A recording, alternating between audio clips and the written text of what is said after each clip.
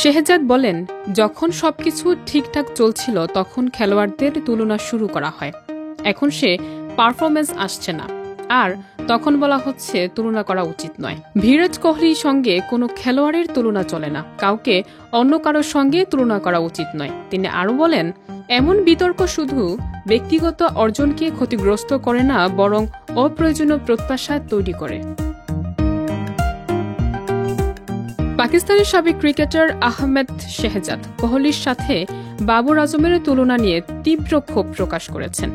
2009 থেকে 2019 সাল পর্যন্ত পাকিস্তানের জাতীয় দলে ওপেনার হিসেবে খেলা শেহজাদ সম্প্রতি এক সাক্ষাৎকারে বলেছেন, ক্রিকেটারদের মধ্যে তুলনা করা অন্যায় এবং অতিরিক্ত চাপ সৃষ্টি করে। তিনি মনে করেন, বাবরের পারফরম্যান্সে ধীর গতির পেছনে এই অপ্রয়োজনীয় তুলনায় বড় ভূমিকা রাখছে। শেহজাদ উল্লেখ করেন, কোহলি এই প্রজন্মের কিংবদন্তি এবং অনুকরণীয় ব্যাটার। এমনকি মহেন্দ্র সিং ধোনির সঙ্গে তুলনা করা যায়, কিন্তু একজন ব্যাটার হিসেবে কোহলির তুলনা কেউ করতে পারবে না। তাই বাবর আজমের মতো নতুন প্রজন্মের ক্রিকেটারদের এ ধরনের তুলনা করা অন্যায়।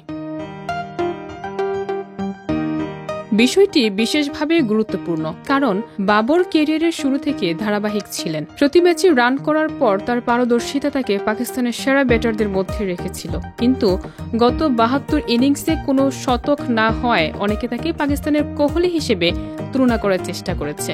শেহজাদ মনে করিয়ে দেন, বাবরের মতো একজন খেলোয়াড়ের জন্য এক সেঞ্চুরির জন্য এত দীর্ঘ সময় অপেক্ষা করতে হয়নি। সাবেক ওপেনার শেহজাদের বক্তব্য স্পষ্ট, ক্রিকেটারদের তুলনা করা উচিত নয়, কারণ এটি শুধু চাপ বাড়ায় এবং খেলার স্বাভাবিক প্রক্রিয়াকে ব্যাহত করে। তিনি ভক্ত ও সমর্থকদের অনুরোধ করেছেন, খেলোয়াড়দের ব্যক্তিগত সাফল্য ও প্রতিভার ভিত্তিতে মূল্যায়ন করা হোক, অন্য কারোর সঙ্গে তুলনা না করে।